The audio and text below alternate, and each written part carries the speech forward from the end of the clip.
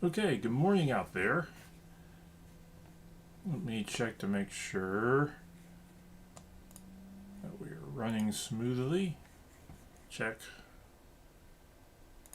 Check.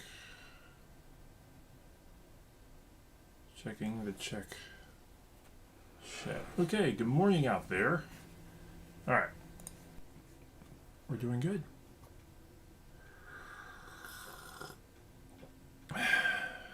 Okay, I needed that before I got started. Before I hit record, I need to take a sip.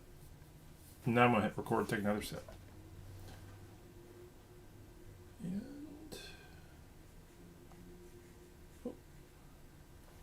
go. Good morning. Welcome to Coffee and Resales. My name is Ryan. I get stuff at yard sales, thrift stores, and the like, and try to make a couple bucks on them online.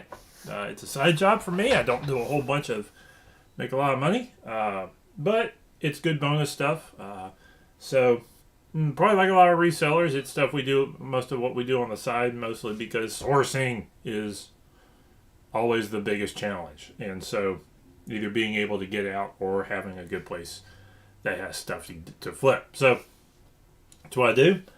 This morning, good sales day yesterday. Kind of a little bit of surprise because it was a Tuesday. But five sales, two really decent. So we're going to go over that. Didn't get anything, pick up anything yesterday because I had a day off and I did stuff with it and none of that was sourcing. So that's what we're going to do this morning. So let me get this moved to the proper spot and we'll go over the sales. And let's go there. All right, low to high, and this should be worth more. But I'm from Louisiana, so I'm biased. The Basics of Creole Cooking by Tony Sashry. I'm from Louisiana. We pronounce things weird. And spell them weird. Anyway, this little book was $6.55. I've had it for a while. I got it for a dime. So I'm making money on it a little bit off of that big lot. And there was another Cajun cooking cookbooks. I think I've sold another one that I got my hands on. So I think some of them do okay. I don't do a ton of cookbooks. I'm trying to learn a little bit without taking a lot of risk. I do know that typically speaking, around here there's two types of cookbooks: Southern cooking and like fast meal, 30 minutes or less type stuff. And that's a majority of your cookbooks. So it's the special diet cookbooks. Some that may be high end. I've got a couple. I think I've got actually an older cookbook, like the Basics of French Cooking, 1950 or something. But that's at the house because my wife uses it every now and then to look at stuff.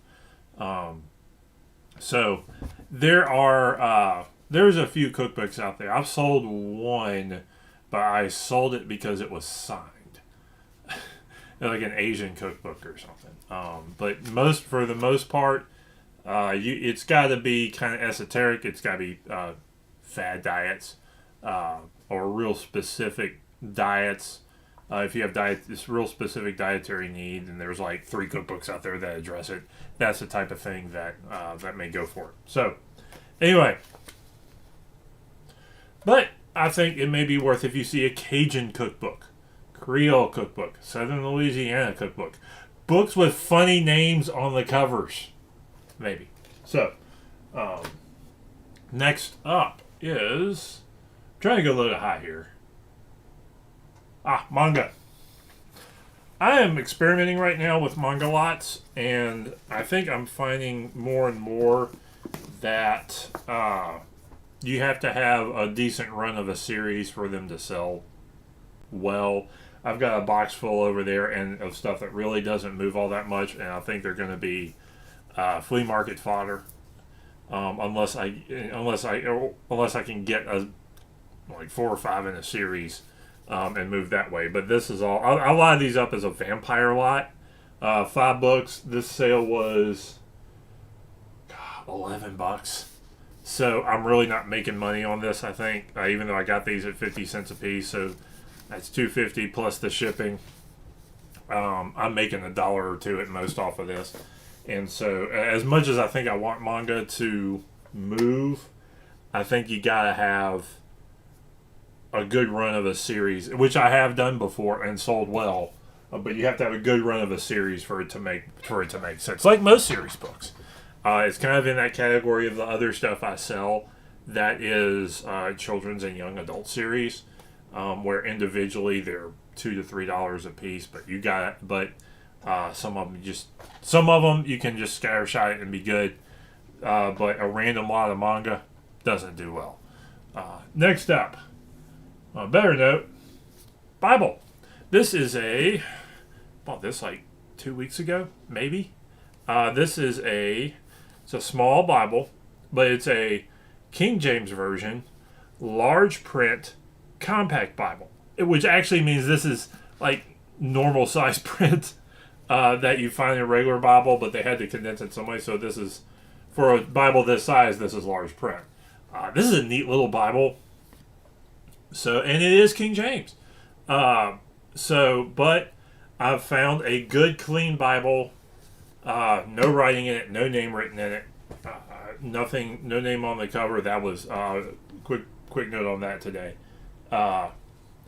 These do okay. So a good, clean Bible, $15. Somebody's gonna be. I'm happy to send that on to somebody. Note on Bibles. The day before yesterday, I was at Goodwill and I got a little hyped because I saw there were a couple Bibles on the shelf. They were like nice, okay leather, and good. They looked clean. I grabbed them, and the name had been marked out in the same color as the cover. There was a name on them. Oh man! So I didn't get them. I might grab them if they make it all the way to the Last Chance Goodwill, but if they don't, I'm not gonna bother. Man, it would have been nice. They would have been $10 to $15 Bibles, maybe more if they were if they didn't have a name on, or they didn't have it marked out like that. I think that would have been a nice little flip there, but they weren't. So that's the way it is. Next up, so this is a good sale. Winnie the Pooh. This is a Barnes and Noble. This is Complete Tales of Winnie the Pooh. Really pretty book. This is Dutton's children's book. Penguin Young Readers, Dutton Children's Books. Okay. This still may have been with the like the nice Barnes and Nobles or something like that, sell something like this. Nice leather cover. This is a modern printing. Looks great on a shelf. $25. It still reads well because the binding, really good binding to these things a lot of times. Sort of an Easton Press feel to it. And so I was a little excited when I grabbed this because I knew it was going to move. Because pretty books sell.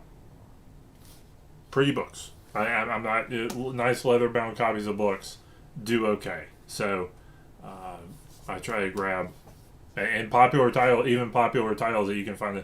You can find paperbacks for this for $10. But it looks good on a shelf. Reads well. Really nice colored pictures. Just good condition. $25. Picked it up for $1, I think. So nice little flip there. Finally, I'm gonna take a sip of coffee. Finally, pants. Don't do a lot of clothes. I've tried my hand at it a little bit, and I'm kind of backing out of it. I don't have many anyway, but I've experimented here and there, and I've kind of decided if I can't sell something for probably more than $25, I'm not gonna do clothing. So I think that's my plan there. But this falls into that rule. These, if you remember, back around Veterans Day, I picked up. No, I sold it then, but it didn't take long to sell. It only took a couple weeks to sell. I got a Korean War era army coat, and these pants were with it. I sold the coat for 100 something bucks. These sold for 75. These are vintage, clean worn. I mean, there's threadbare. They're not threadbare, but they're sturdy, but they've been worn and loved. But he didn't wear them much because there's no staining on them. I originally thought maybe this guy had them as work pants or something, but I don't think he did because there's no like work staining workwear on these pants. So these are in really decent shape. Korea War 1950s era military army pants, $75. This type of stuff was, when I was a kid, World War II stuff was still in the Army surplus stores. So this type of stuff was easy to find years and years ago, and now this is the first I've seen of something that old in years not at a gun and knife show. So it was nice to pick that up, turn $10 into over 200. So I think that was how that wound up. That buy wound up going. Plus, I got these shoes. I got a pair of Clarks I'm wearing right now for $2. So that was great. So a lot of good came out of that one little sale, and that was good times there. So that's today. We'll see how it goes. Probably hitting thrift store later this afternoon, and I'm happy because there's a new book lady. She came back to the thrift store I was working with. She knows what she's doing. She does a good job getting books out. The guys who were working the books weren't doing a good job getting stuff out, or a great job getting stuff out, and sometimes weren't placing the right books in the right spot. Like, I kind of organize the books a little bit at the thrift store just to keep the... Okay, I'll go into this. All right. I'm not an anal retentive person. I'm not super organized or anything like that, as you can see. This is a big jumble. Except about a few handful of specific things. But something I do at a thrift store, and here's an idea for some of you booksellers, is if you have a thrift store you frequent, it may be in your interest to keep things a little bit organized. Here's what I do. I take, particularly on the paperback side, I get all the popular authors, and kind of the top row, keep those alphabetized kind of in general. Danielle Steele, not necessarily. Actually, I'll move the Stephen Kings up there too. A lot of the romance titles that have the same author that get sold in bulk, I'll move up there. Nora Roberts books, all the Tim LaHaye books, the Left Behind series, stuff like all the Bibles I put together that I don't want, stuff like that. I actually keep and move to this top shelf and keep alphabetized. Reason being, it cuts down the visual clutter on the rest of the shelves, so I can find stuff a little bit easier and not bother with all that other stuff. And it organizes a shelf at there, and so I don't have to look at one. I don't have to look at 5 shelves. I got to look 3. Now I have a little bit of time to do this too, so that's the other thing you got to keep in mind. But it may be worth your while to move some, every time you go into a thrift store. If you do books, move a few things to a certain spot and keep stuff moved to a certain section, and it'll help cut down that visual clutter. The other side is I can look at that top shelf, know what books got put up, and so I can move stuff around. Oh, those are new books, and look at them and know that I got some new books that got put on the shelf and where they went. So it's kind of something I do. It does take a little extra time. It's actually a little aggravating right now because so many books got put out that I kind of actually ran out a little bit out of room, but that's okay. The principle remains the same of maybe help your thrift store a little bit, and it helps yourself too in the long run. I actually find a lot of books when I do that. If there are a bunch of books get put out, or if I haven't been there in a few days, and I start sorting a few things, I usually find a book or two to sell. So something to think about. Anyway, that's today, and we will see y'all tomorrow and see what goes on. Have a good one.